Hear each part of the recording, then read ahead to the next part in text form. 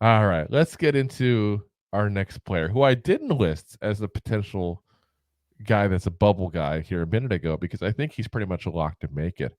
And he's a guy that seems to always not get a lot of playing time, but be a guy who always is in the right place at the right time. And that's That's Dane fair. Belton. Yeah, I mean, the guy starts off his career being injured the first week of the 22 season. Goes in week 2, the very first play he does, he gets a fumble recovery off a kickoff. I mean, if that doesn't sum up his career right there, doesn't get a lot of time, but seems to make an impact and make the right decisions when he gets the times. And it's just really weird because you think a guy like that would get more playing time. He just doesn't get it. His play actually dropped. So his plays, 39% of the defensive snaps in 22 is rookie season, just 26% last year. That's a decent drop there. Still just 23 years old, 6'1", 205 pounds, fourth round pick originally from back in 22 there from Iowa, known for their corn. Right? Isn't that what Iowa's known for? Corn, right? Think so? I don't know. Something. Last year, 17 games. So he did play in all of the games, had 2 starts, 33 tackles, 2 interceptions, 2 passes deflected, 3 tackles for loss, 1 sack, and 2 QB hits. 51.7 PFF grade. But think about what I said a minute ago, though. I should say a minute ago. I gave you guys a lot of stats and know pretty quick. Sorry, we go too slow. It becomes a 5-hour show. 26% of those defensive snaps he did. 2 interceptions. If he played like 75%, that's like 6 interceptions, guys. Yeah, if we're good off those stats, yeah. Like I'm saying, look at what he's done and the amount of snaps he's done, because 75% of the snaps is what you kind of expect a starter to do. Unless you're Xavier McKinney, then you play 100% snaps like you did last year, and then he's got 8 interceptions. If you just times what he did by 3 and give him 75%, 99 tackles, 6 interceptions, 6 passes deflected, 9 tackles for loss, 3 sacks, 6 QB hits, and 3 fumble recoveries. Pretty good safety over there. A damn good stat line. So there's got to be something we're missing here that's going on as far as practices or just us having the lack of knowledge in the plays. Like he's got to be in the wrong place where he's not supposed to be during plays or something. There's got to be something going on behind the scenes. You'd have to be on the team, know the playbook to know. Because I look at those stats and I don't get it, the 26%. Now, don't get me wrong. I'm not suggesting he would actually have 100 tackles and stuff like that. I get it. He's brought in an obviously heavy passing down situations at that point. It inflates the stats a little bit there. But he doesn't have a bad stat line for the number of plays he's in. So right. It's like, whose leg does he have to hump to get some more playing time? Like Brian from Family Guy would say. Yeah. To get a dry martini right here. Yeah. Like, that's where I feel like looking at him, And like I said, I don't know. I don't know. You got any insight in this, Rob? What do you think? I have not been into MetLife in a year, so I have no clue. I thought, didn't I ask you to bug the player locker room? What the hell? Oh, I actually put cockroaches there. Oh, God, okay. Wrong bug. Okay, I see. It makes sense now. Yeah. But I mean, like I said, there's got to be something like that kind of thing at that point going on, where he's not necessarily where he should be on plays or something along those lines at that point, because it just nothing else makes much sense at that point. Why wouldn't you give this guy some more time? And the other thing you got to look at with this guy is, what's his ceiling next? Now we're going to year 3. Let's be very frank and say that if it wasn't for the drafting of Tyler Newman we talked about earlier on, I would have thought Dane Belton would get a chance to start. Like, they went out of their way to make sure he didn't.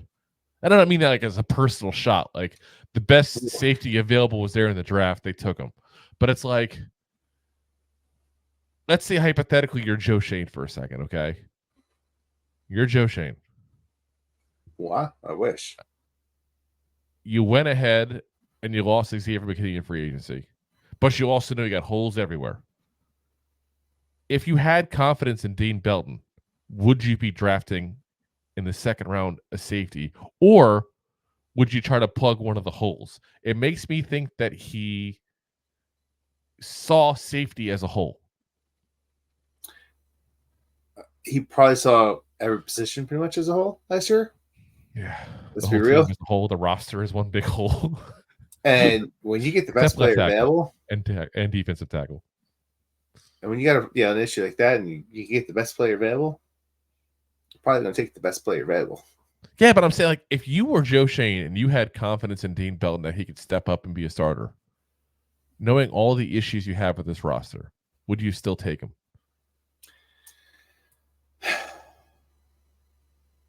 I mean,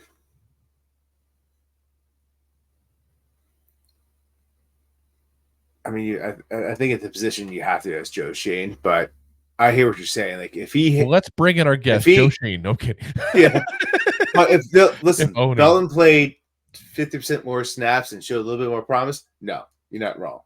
But for whatever reason, you're only getting the small sample size of them. And yes, you could take those stats and be like, look how great he could be. Or you could be like, right place, right time. And guess what happens with Newbins? Right place, right time. And Joe Shane went, Newbin. Like I said, it's a puzzling situation for Dane Belton, and it's got you, got to make you wonder, like, what's his ceiling? Like, to the Giants, and this is another thing, this just popped in my head. Maybe I'm crazy for thinking this, but maybe I'm not. We talked about Jason Pinnock having one more year before he's a free agent. Do we think maybe that they think he just needs one more season, Dane Belton, and that they want to start him next year? Maybe is that a possibility? But we think he's a better replacement for Pinnock. We think he's better in that kind of position to let Newman be the center field ball hawk at that point. Let him step up and be Jason Pinnock's replacement next year potentially. Maybe that's the thought process. Possible. Maybe that's what it is. But like I said, the big thing that makes me think otherwise is the snap count dropping. Like I said, when you're going from 39% to 26%, you literally lost a third of your snaps. It's like if you were a bowl of Rice Krispies and you were just crackling pop. What happened to snap? Gone. Something happened. Gone. No more snap. No more. So that's terrible.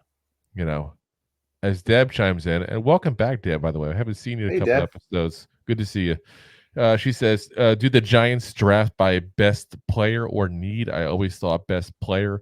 They do typically, but I mean, I'll say this. I always hear that every draft talking about, do they take best player? Do they take need?